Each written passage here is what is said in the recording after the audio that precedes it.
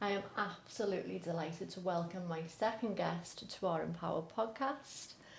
Would you like to introduce yourself? Yeah, my name's Lynne. I'm 51. I live in Bromber on the Wirral, and I'm made up to be here today. Thank you so much for joining me.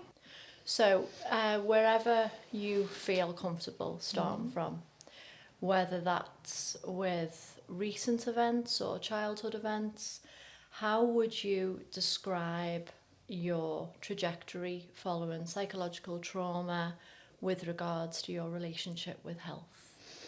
So, back in 2019, I was diagnosed with acute myeloid leukemia. So it came as a great shock. I worked in a cancer centre for nearly 10 years. Became poorly in that time. Wasn't aware of what was going on in my body. I was experiencing temperatures, but we didn't know what them temperatures were. It come to a point where I was feeling really drained and poorly in myself. So I made the decision to go to my GP. With all the symptoms that I was having, the temperatures were spiking. I was having whooshing in my ears, I was having headaches, just tiredness, just generally feeling rubbish. So I went to the GP. My GP just prescribed me antibiotics and thought it was sinusitis at the time. Yeah. Signed myself off work for a week with antibiotics. Went back after a week because obviously I wasn't feeling any better. Knowing what I know now, I wasn't going to feel better. Yeah. Went back to the GP, asked for some bloods to be done because they were just going to change my antibiotics. And bloods were taken that day. It was on a Monday. I remember it very well. A friend took my bloods, who was a nurse, and got them back to the GP as soon as I could. And by 6 o'clock that evening, I was at home with my youngest girl, Emily, and I got the call from my GP to say, you need to get to A&E because all your bloods were deranged. Right, okay. So I had to leave Emily with my ex-husband, who were very good friends, and his wife took me up to A&E because obviously I couldn't drive. Was taken straight through to A&E because of my bloods, because they said I wasn't going anywhere with bloods like that. I was surprised that I was actually still standing and functioning with the level of my bloods. So what was I can imagine there's probably a lot of panic. Yeah, it was just, I wasn't expecting my bloods to be to hear that, my bloods be deranged and you've got to go straight to A&E. It was just like... So at this point, how long had you been poorly for? Looking back, I would say it was a good 4 or 5 months. Really? Yeah. Okay. And obviously working in a cancer hospital, you just think, oh, do you know what I mean? You just crack on, don't you? Just carry on. Yeah. Because it was the fact that I was spiking temps, but then they couldn't find what was causing the temperatures. So it was just like, oh, okay, well, I've been and got checked out. So it was just a case of, it just went on, but it got progressively worse. And then it was the fact that the shortness of breath, I couldn't breathe going up a flight of stairs.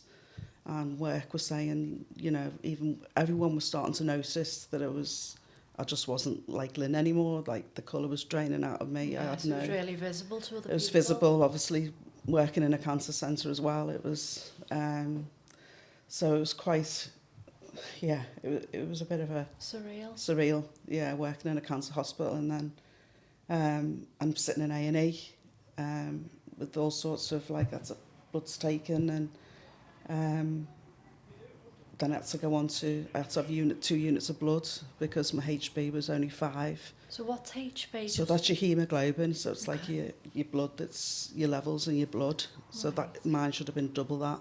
So basically that's why the shortness of breath, the whooshing in my ears, it was kind of like my heart was working harder to pump the blood around my body because it was so low.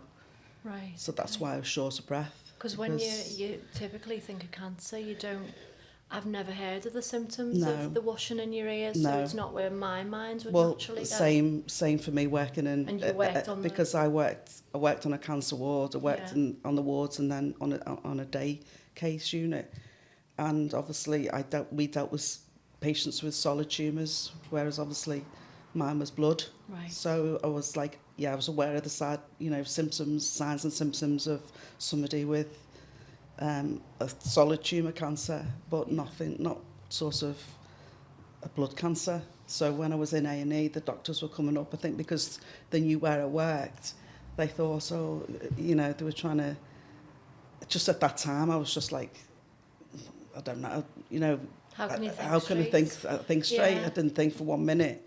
And then you've got Blood all cancer. It wasn't in the family. There was cancer in my family. My mum passed away with cancer, and my dad was a heart attack. But it was just never. And on you're a my mum radar. yourself at this point, I had aren't my you? mum, I had Emily, and I've got Rachel, who's You're trying to with coordinate, autism and stuff, trying to and that. Yeah, she's got make autism, sense. so it was just like really hard. It's just the things that just go through your head. It's just madness, isn't it? So what came then amongst all of this madness, and what's going through your mind? What came next that you remember? Well, I obviously can remember being in A&E, and then they were saying they were transferring me up to a haematology ward. That they were finding me a bed. So on that Tuesday morning, I was transferred up to a haematology ward. So can I just ask, I know we've talked about this before, this was at Arrow and then you went to Clatterbridge. Is this all on the Wirral? No, I was at Arrow for all of my treatments. I worked at Clatterbridge. Right, but then for my treatments, it was at Arrow. It was at Arrow Park. Okay.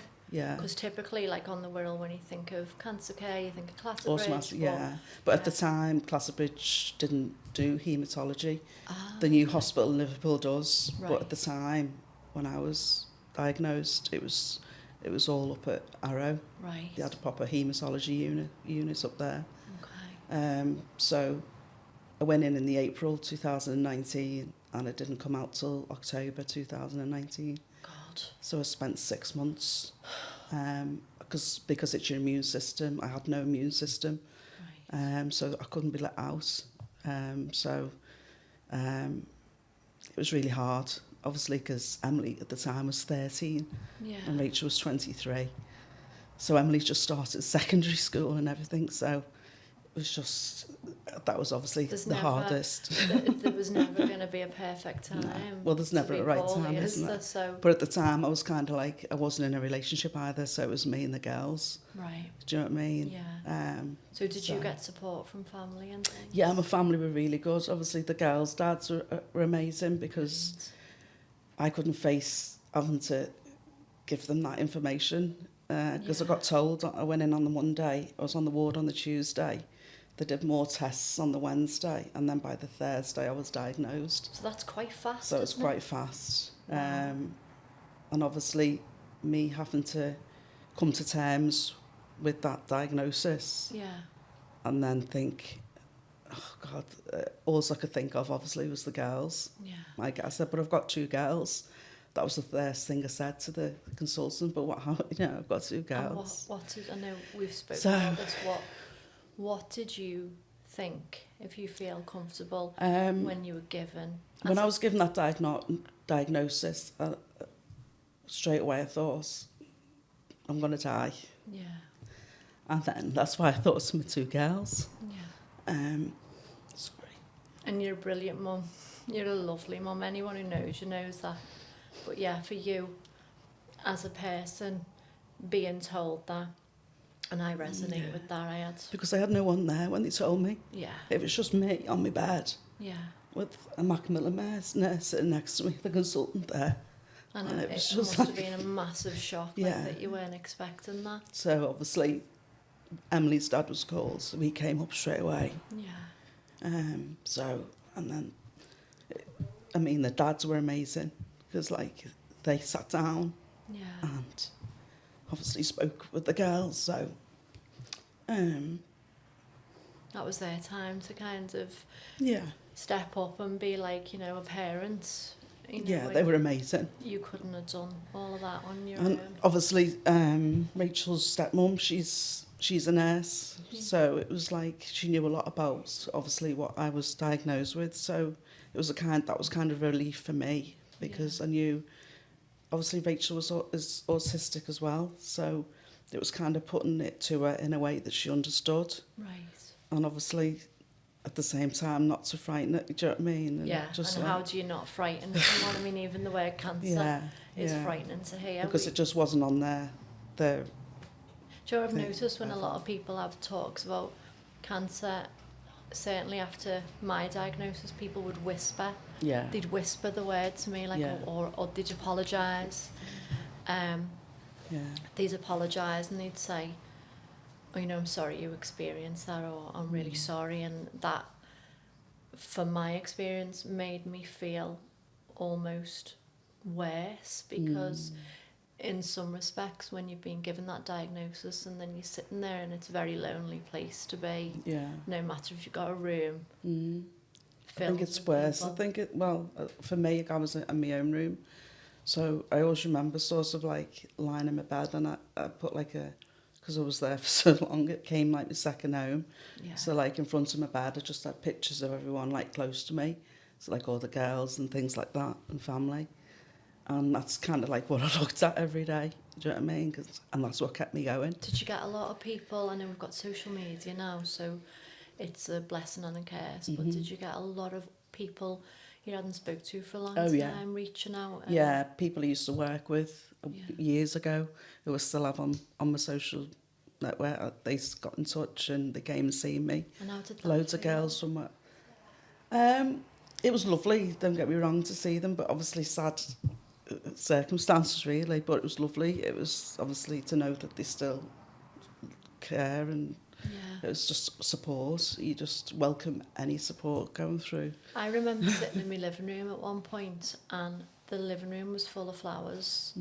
Now, my treatment was, I had an operation. I was very lucky. Operation, come home, resume normal life. But as you know, normal life doesn't catch No. up for years, No, and it's never going to be the same normal. no. But I remember sitting in the living room with all of the flowers, and every person I felt like I'd ever spoken to or experienced or been in a space with me entire life was now sending me messages and sending flowers. And I sat there and I said, get these out, get these all out of my... I felt like I was sitting at my own funeral. Yeah. And it was so overwhelming, that outpouring of support and love. It was intolerable to feel and to absorb. And for me, that was... Honestly, it was like having an out-of-body experience where I was watching and I was thinking, no, Yeah. I didn't consent to this. I don't want this. I have no choice, no control. And then obviously, when you've had your treatment, which must have been... I mean, for you, how long was your treatment all in all? My treatment started, so I went into hospital in the April, and obviously I had blood transfusions initially when I went in, so I actually felt okay. Okay. So because of my age, with leukaemia, they don't expect it to be someone of my age. Right. It's either in very young children, babies, children, or very elderly. Right. So when I was on that ward, I was probably one of the youngest on there, really. It was all quite elderly. And is that to do with the immune system, that age? I'm not sure. I don't know, but they just say it's either very young or the elderly, so it could be an immune system thing. Yeah. Okay. So I was put on a clinical trial, so because they wanted to find out obviously the best treatment to give me. Right. So it was kind of more in depth, and it was kind of more closely looked after maybe, because like I had a Pacific nurse that would come It was in, all very controlled and Controlled. monitored. and I'd be informed. She'd come and see me every day and tell did me that what would be provide you happening. with... So that was reassuring. Right. Like the ward staff were amazing, and I always remember them saying to me one night when they came in to do like med round and stuff, and they said, we'll become your second family, you become your second home. And I always remember one nurse saying to me, there is a cure for this, because when the consultant actually came in to tell me, he never said that. He just said, obviously, they just talk about treatments and what they're going to be doing, don't they? Yeah. But this one nurse, and I always remember her saying to me, there's a cure for this. as long as you just do as you're told, basically. But there's a cure, and I just hung on to that because I thought, right, there's a cure here, so I'm going to fight this because I know. So Because I've got something to fight for. Do you know what I mean? Having that woman say that to me and deliver that information to you as a woman to a woman. Was really, I never heard that from the consultants. It was all very like specific, very clinical. Yeah, and even from the Macmillan nurses are lovely. Yeah. But that one nurse, that nice, and I just thought, right, okay, I'm going to fight this. This is like I've got a lot to live for. Yeah. So and I went with that, and all I can say is you've got to be so positive. I know it's hard at the time when you get a cancer diagnosis, but honestly, it's what got me through. Yeah. And I was so poorly, obviously, from the treatment. Yeah. Like I had a week, my first round of treatment was for a week, every day for a week, and it was 3 different chemotherapies. So you had to try and find this energy to have this positive mindset. When your body didn't have the energy. It's going through all that. It didn't. I had no immune system. I had nothing, basically.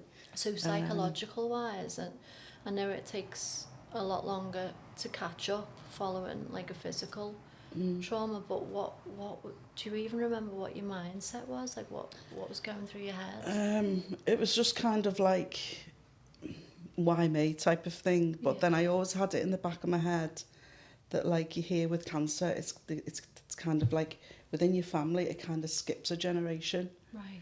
So obviously my mum passed away with cancer, and obviously I've got an older sister, and I always thought, well, it skips a generation, so if someone's going to get it, it's going to be me. Right. And that was always in the back of my mind, but obviously you never kind of like think it's going to be you. No. But I kind of just had a feeling, do you know what I mean?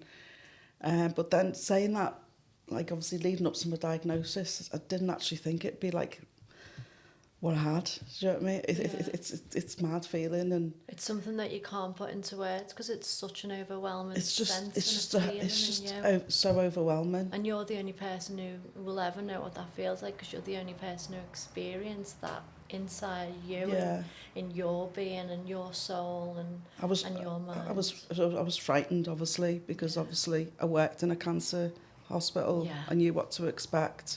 It was just so surreal. I was sitting there with a PICC line in my arm, and you're used to helping people. That's what I used to do in my job. I used to look after people's PICC lines. I used to do all that, and then for me, then to be sitting in a hospital bed with a PICC line, do you know what I mean, receiving chemotherapy. It's completely ironic, isn't it? It's just surreal. It's just like crazy. So after my week's worth of chemo, it just hit me like a ton of bricks. Finished my chemo on the Friday. The Saturday, it just like, I was so poorly. I had sepsis. So I had pneumonia in both my lungs, so I couldn't breathe. I was on shitloads of oxygen. Plus my kidney went into kidney failure. So your body's saying, I've had enough now. So it was the chemo obviously doing that's what they expected to happen. Right. But yeah, I was like really poorly. It took 2 months to get over 1 week of chemo. And I bet you that must have felt like the longest time of your life. It was just draining and it was like being on the oxygen for so long, like eventually like I weaned off it, and then obviously I was on endless amounts of antibiotics, plus as well as the antibiotics going through me, I was on blood transfusions, platelet transfusions. God. It was just like I was constantly hooked up to. Did you think it was? And it was just draining. It was just like bloody hard. It was just like, but when I was poorly, it's just like you just got to focus on getting better. Do you look back now and think, wow, I'm made of some strong stuff? Strong stuff. I just think obviously somebody was looking up there, looking down on me, and just get me. So are you still working in cancer care now? Yeah. So has that changed your mindset on now being like a lived experience of potentially what some of the patients? Yeah, I think obviously I have a greater understanding of what the patients are going through. So I'm not clinical now, I'm more admin, but it's still delivering, it's still giving patients news. Yeah. So I work for the lung cancer team, so I deliver like sort of nice news that no, you haven't got cancer type of thing. So that it's nice, but it's obviously it's putting yourself in their shoes, and obviously they're waiting for results, and it's just you understand what they're going through. Do you know what? Something's just entered my head then. So a few years ago, there was a guy on the Wirral called Danny de Brabanda, and he was almost like he had this celebrity status all over Merseyside because he had cancer, and it was in all different areas of his body, and he did a lot of work for fundraising and supporting charity, and he brought in a lot of awareness for the cause of what he was championing, as well as going through the cancer journey. He had all different trials, he got better, he got worse, he got better, and I felt like the whole local area was watching and, you know, praying and hoping, and he seemed to be going from strength to strength. He was only in his 30s, and I actually did a podcast with him, and I'd had my treatment and I was back to being Katie and I was normal, so I was like, oh, I had a bit of a blip, now I've got a story to tell, let's resume normal life. He was still going through his treatment, did this podcast, stepped away, and then for the next week that followed, I had this feeling, and I don't know if this is how people experience life. I have a feeling, and then I make sense of the feeling and can put it into language a week to 2 weeks later. My body was flooded with this really kind of surreal feeling of a pause, a kind of pseudo, everything had slowed down, and again, I couldn't make sense of it. So a couple of weeks later, I was reading this book, and the light bulb went on when I heard someone talk about their experience at Hillsborough. It was survivor guilt. It was being in a space with somebody else who had cancer, and I'd had treatment and survived. And then I thought, what's this feeling? And it resonated with this guy talking about his experience at Hillsborough, where it was survivor guilt, because I'd left the space of another person with cancer. And I come away thinking, what makes it okay for me to survive and to be able to walk away from that person, knowing that I don't know what's going to happen. And sadly, Danny has since passed away. I mean, his legacy lives on. He's done so much. He raised so much money, which has saved the lives of hundreds of people. But it's the things that you don't realise that you will go through after the cancer that sit in and cause the trauma in the body that then also needs healing and processing. And I'm interested, and I've never actually asked another experiencer, did you go through a similar thing? Or so once I come out of hospital in the October, it kind of like it didn't end, obviously, because you're just recovering. And I was at home, but then I got, because obviously my immune system was kind of like battered. Must have been battered, mustn't it? I was still getting things like, I got a bad form of, my face just broke out, so sore all around here. I was on antibiotics for another 3 months to get rid of it. And then I got, what was it, the shingles, but all around here and it's all normal parts of recovery. I was actually in touch with a lady who had the same blood cancer that I had, and she'd experienced what I was going through, this with my face, skin on my face and all, so it was obviously all part of healing. So did you have that lived experience in making you feel like, oh, this is normal, because you just think, what's happening now? I've been through, why am I getting all the... But it's again, it's your immune system, isn't it? It's sort of repairing. And your body's incredible. It's saying to you through your skin and through disease, you know, I'm still not healed, I'm still low, I'm still weak. Yeah, well, obviously then we had COVID in the March, didn't we, 2020. I'd only come out of hospital in the 2019. And I just, like, I think, God, how would I have got through maybe my cancer journey if we'd have been in lockdown? Because you just wouldn't have had... There's the support and the people around you that what got you through your journey. Money doesn't worry me. I just enjoy life and